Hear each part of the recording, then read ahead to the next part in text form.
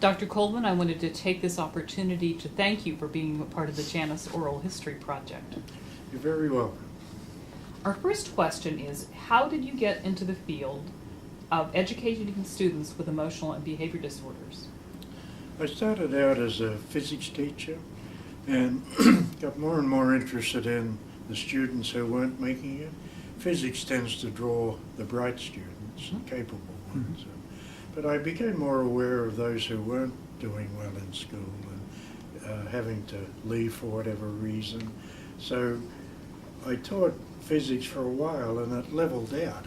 I'm not going to say it didn't challenge me, but I sort of felt that my interest in that might be better put to what's going on with these students who are not cutting it. So it was basically watching the ones not making it and then the movement within myself to do something about it. That's neat.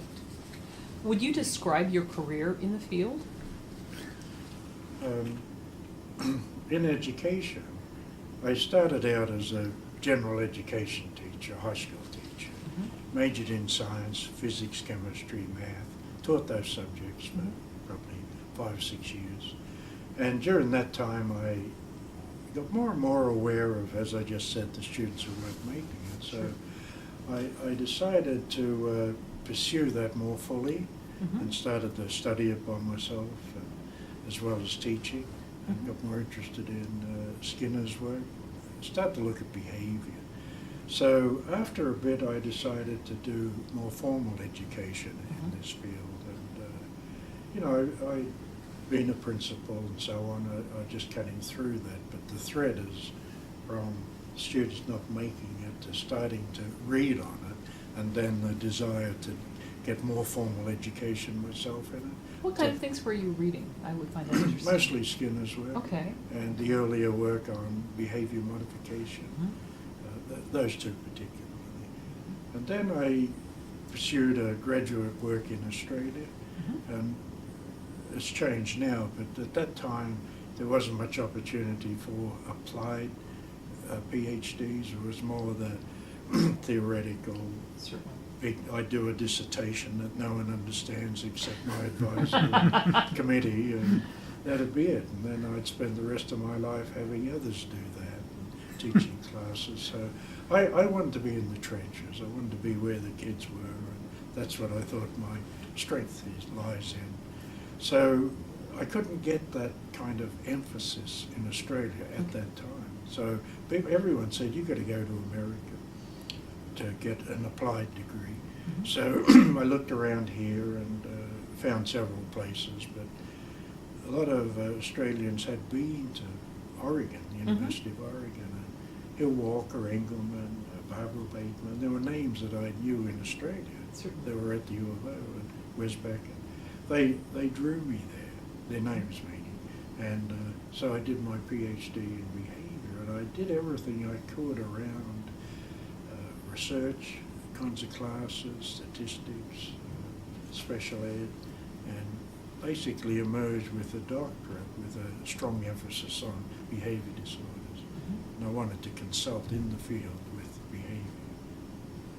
So then I started to get out into the schools, as I alluded to in my keynote, that Yes. kids weren't making it again. But I felt I had more tools now. When you said kids weren't making it, tell me a little bit more about that. They weren't able to stay in class. They'd get frustrated by the school rules. They'd find they couldn't do the work. Their behavior interfered with their learning. Then they'd be suspended and then come back and then they'd be behind. The vicious cycle starts again. Yeah, you have your quite bright student who's failing.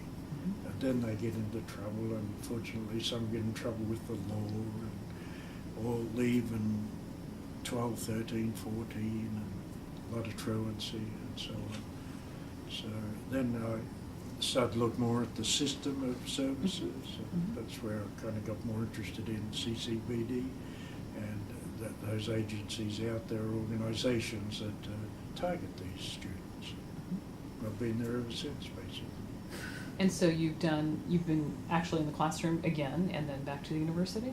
Yeah, I worked with a bunch of people at the U of O, University of Oregon, and George Sagai and Ed Kamunui and I got this grant, Project Prepare, Yes. to look at whole school discipline, proactive approaches to school-wide discipline, and then where these kids fit in with that. And that sort of was the beginnings of PBIS. Certainly. I'd always kind of wondered how that worked. Yeah, it went from Project Prepare, and of course George carried it through. Sure. I kind of went back into the field more and went to EBS and then all those things to what it is today. Sounds like you've had a very dynamic career in the field. What events, policies, innovations, and people have had the most influence on your professional life? Well, the events are the struggle with SED. I've always had a hard time with that definition. That being severely emotionally disturbed? Yes, severely emotionally disturbed. And to say a kid who has trouble following a teacher's rules is emotionally disturbed, that didn't fit. And yet that student needed help. And some students are emotionally disturbed, psychotic and schizophrenia, there's no question of that. But to exclude all the others. So wrestling with that for a long time shaped me up considerably. And I'm quite happy today, delighted with those students now just being part of the whole system. So in terms of events, the evolution of a definition of a troubled child or a kid with problem behavior. So you had events, what was the other words after that? Innovations. Innovation, I think FBA has been the biggest innovation. But it's not necessarily innovation in terms of here's what we're doing, now what we're doing now. It's more of a compilation of things, of the original ABC, the simplest analyses, and then looking at setting events, all the things that contribute to it, what happens in the home, then you're getting into parent support and family therapy, you're getting into mental health, your juvenile delinquency, all the factors that contributes to that child sitting in the classroom and having problems. So FBA has tied all of that together in a measurable way. We're not guessing now, where everything that we're proposing is testable. So these are the functions of the behavior. Let's work with those functions. Let them have access the other way. Or if they haven't got the skill, let's teach it. So it just enable us to go to work in a very concrete, specific way, and most importantly, transferable to teachers. It's not a game for specialists. Just a teacher can do these things, and that's been exciting. And there was a couple other ones. Yes, we talked about policies that were important. Policies. I'm afraid with special ed, as I tried to say in the keynote, that if we lose a label for this population, we might lose services. So I'm worried about that.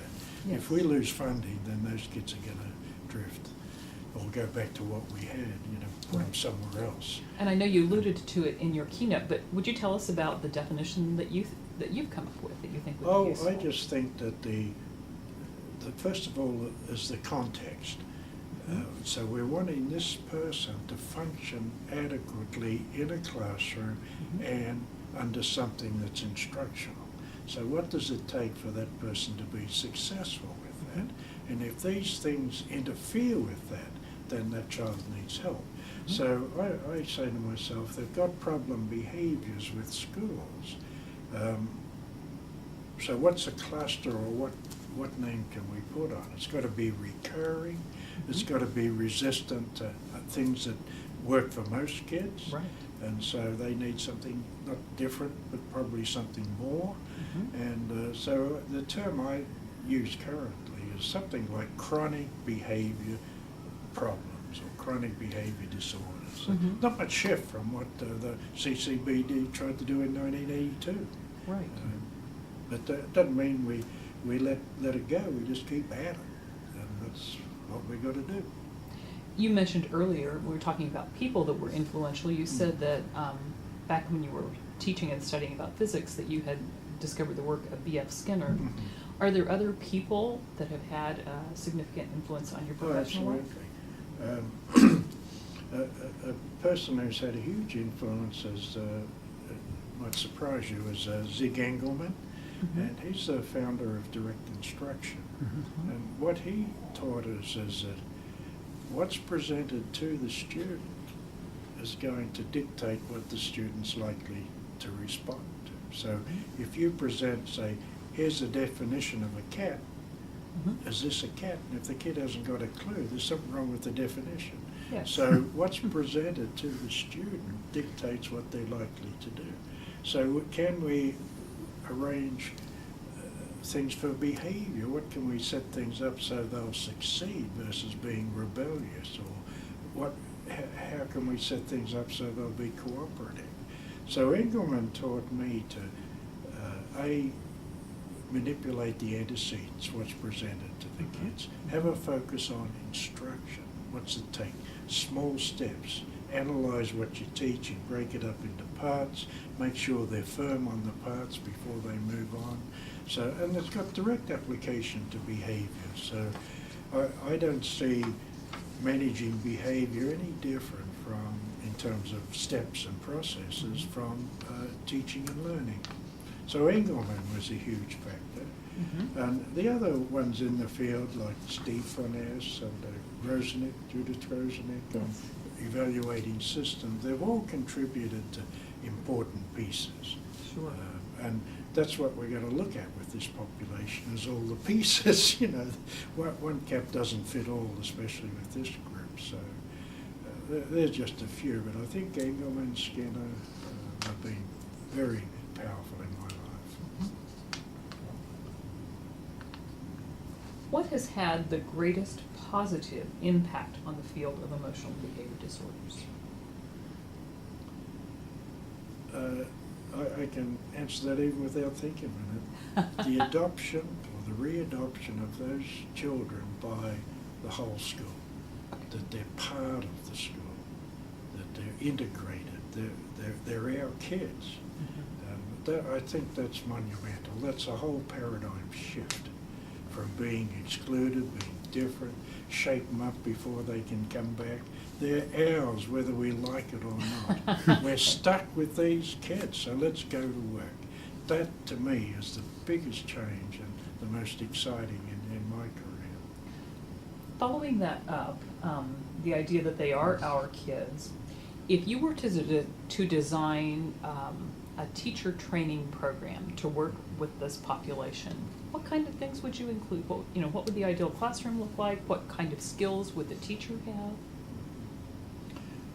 have? The very first thing is that is what not to do. Okay. And not to treat them all the same. Just because they got problem behavior. One kid could be angry because they're hungry. Another one could be angry because they had a fight with their girlfriend. There's so many different factors that contribute to problem behavior. So we have to look hard for what it is that's contributing. So let's be very careful of a quick fix, a quick analysis, a one cap fits all. So now, what do we do? It's most important to look for things that we can work with, testable things. If the kid's hungry or the kid can't do this skill, well, let's find out if he or she can. Do we have a basis to know? So we we ask questions around, we research around things that we can manipulate. To say that the kid is unable to do this task. It's so different from the kid has a bad attitude. What can you do with a bad attitude? It's, not much. Or the kid's got some sort of psychosis that is mystifying. It's word games don't help, but it's like stay close to what you can work with and keep systematically either bringing it in or excluding it, but never give up. There's always a way. There's always something you haven't thought of. Keep asking. So be careful of the one cap fits all. Stay very close to good assessment. Assessment has to lead to things you can do, lead to interventions, lead to the continuous measures is absolutely critical to keep in touch with especially where conditions change a bit, going from elementary to middle school, that stay tuned into them and over the year versus, oh hell, they've had their 5th office referral, we ought to do something. It's too late, so the timely interventions, and watch the child's response to the interventions and make systematic adjustments. We've got a plan now, we're set for the year, we're not. That plan needs to be systematically reviewed and adapted and adjusted. There's no, well, your plan didn't work. No, your plan needs a slight change. It needs an adjustment. So that thinking of continual assessment, continual adjustments. So what kind of skills do teachers need to have in order to do that? Training, maybe. Well, just like a continuum for the students, we're so familiar with the triangle, Right. the high needs kids. Right. Now, a teacher cannot be tuned into the high needs area and still at the same time be responsible for the other 80%. So we need we need a triangle of teachers too. Those that can serve most kids, those at risk, and those that are the hardcore kids, or the high needs children. So what I like to see is the teacher who has taught for several years is a very good teacher. They're the ones that make the best, to my opinion, behaviour specialists. So we need a continuum of services in terms of teacher skills and systematic programming so that the standard teaching for all needs to occur, and then we specialise after that, both in terms of content and experience. Okay. Thank you for that. What has had the greatest negative impact on the field? Yeah, I can answer that very quickly in terms of my mind. Is the ambivalence or ambiguity around student achievement, instruction, the fights over reading. What's the best way to teach a child to read? And the reason I bring all that up, because that's the context where we're trying to get these students going.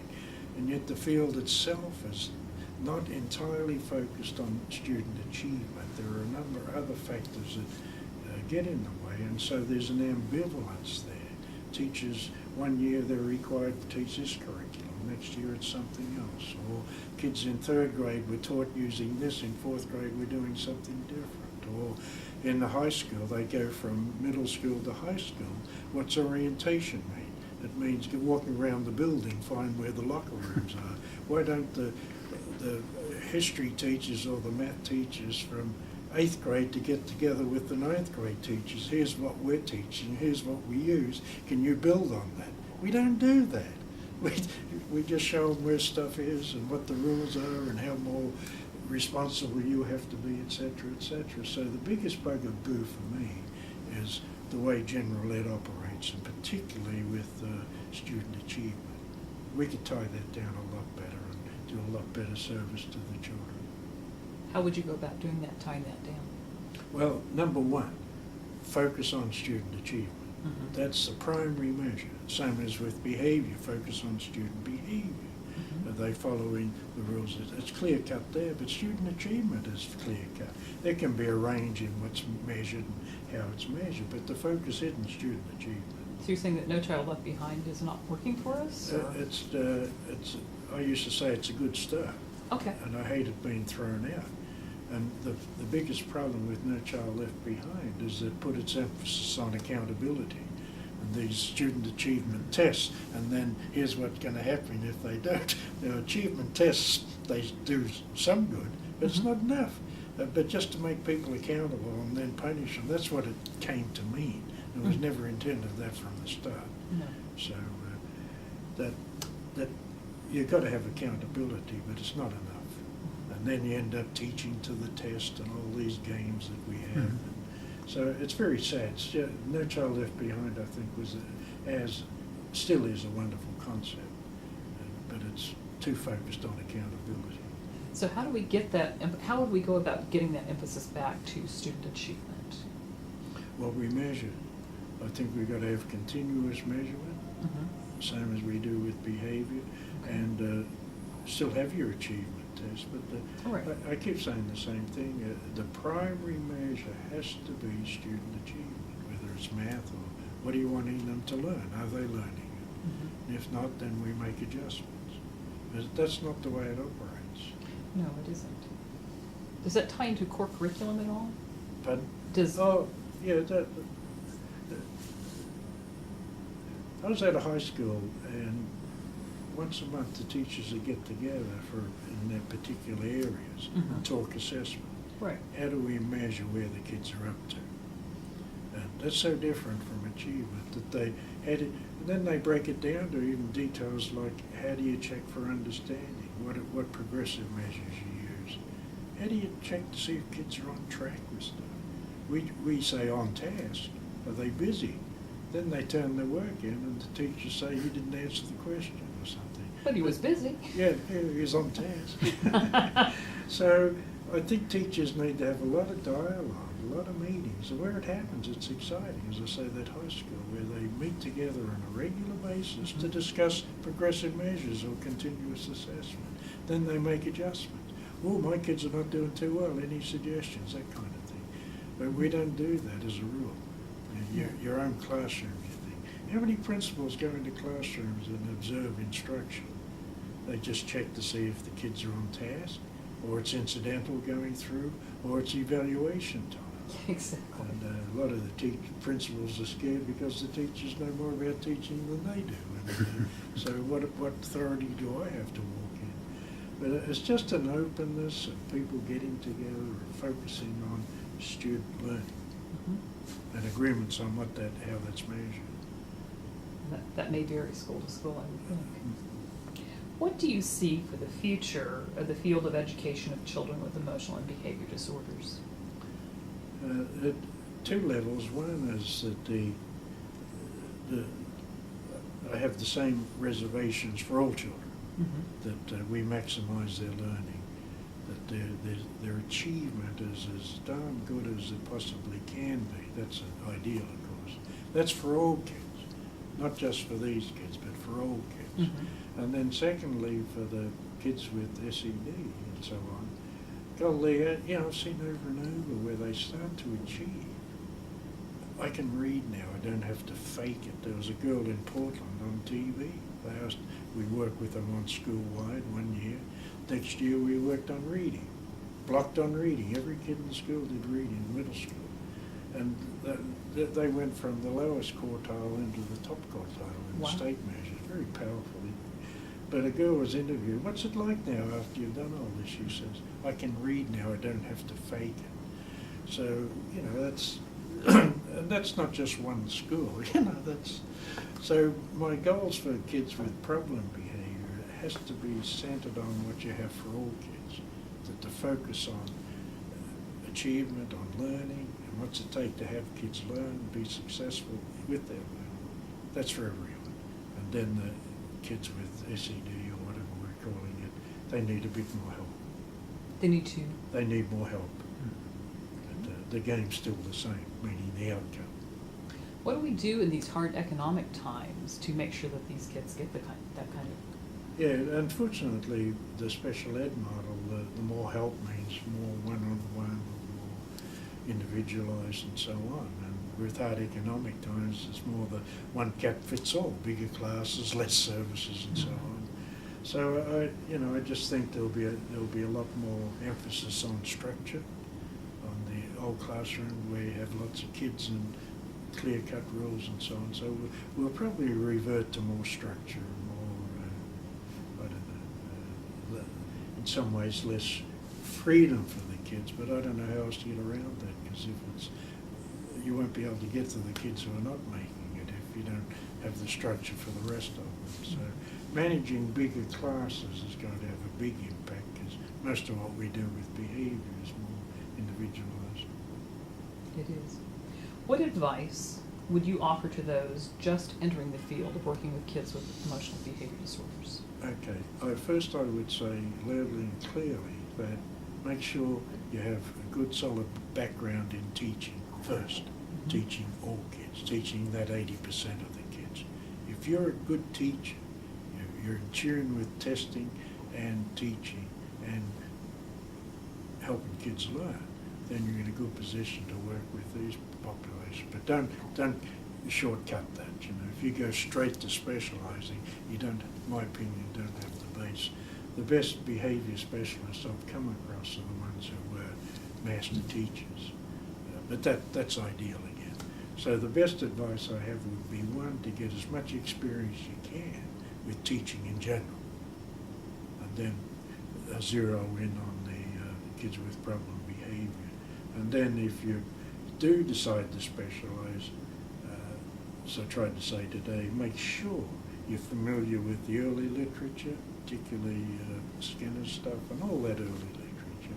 Secondly, the current research, make sure you're familiar with the range of stuff that's out there. And then, if you can, find out what teachers are effective with the harder kids, harder to manage, and what do they do, and so on. So it's a big step from teaching the 80% to the harder kids, but the information's out there, and to keep in mind that you might be considered an expert, but you always know that you're going to have a hard time reaching that kid. There's always kids that are going to make you realise you don't know that much. What you know about there doesn't apply here, so you still got to be asking questions and starting over, and never get in the comfort zone. No, the kids won't allow you to They do won't that. let you, or some of them won't. So I guess it's getting as familiar as you can with teaching, and then secondly, what's out there in the technology and the strategies and so on. Is there anything we in higher ed should be doing to Anything facilitate? like What should we, as professors in higher education, be doing to facilitate the learning of our students to work with this population? I was going to say this earlier, but I'll say it now, is to make sure we don't get too distant from classrooms. You know, the whole criticism of the college professor is the ivory tower. Mm-hmm. You know, when was the last time you saw a kid or a teacher? But try and keep in touch with what teachers are dealing with. If you come up with strategies are great if you're working with 3 kids, but if you're working with 23 or 33, it's not going to work. So staying in tune, you know, I'd love to, you can't mandate things, but get your students out into the classrooms. Mm-hmm. Go out and take data and watch what they're doing. Ask teachers what they're up against and so on. But staying in touch with where the rubber hits the road. And I think that's one of the biggest gaps today. Well, I would certainly agree with that, and Dr. Teagarden and I are doing our best to stay out into the field with the students and with our teachers. When you were talking, what Marilyn's alluding to is we talked to Richard Van Acker about his kind of triad, and we had those teachers that are dealing primarily with those challenging kids, but they feel out of the flow. Mm-hmm. But not necessarily with each other. So we tried to put them together, so kind of a support group. Absolutely. Almost, but it was how do you help in the classroom? So we set up these triads where one teacher is a host teacher and 2 of their peers come each month.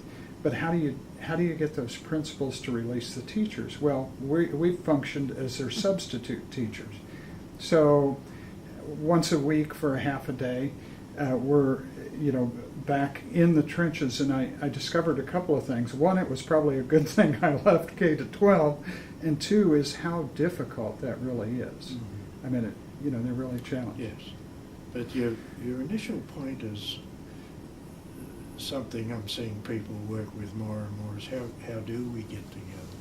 Mm-hmm. And they can be pretty creative, early release days, and things yes. like that. There are structures, and they're acceptable, and working with your contract, but the bottom line is how can teachers get together to support each other and find a way, and it can be done. And as you point out, it needs to be done. They'll burn out otherwise. Yeah, it is the truth. They will burn out otherwise. Well, Dr. Colvin, I cannot thank you enough for letting us conduct this interview with you. It's been a great pleasure. Well, thank you too. It's good to be able to chat away and think, I have covered a few things in my career. You have covered a lot in your career, sir. Yes, you have.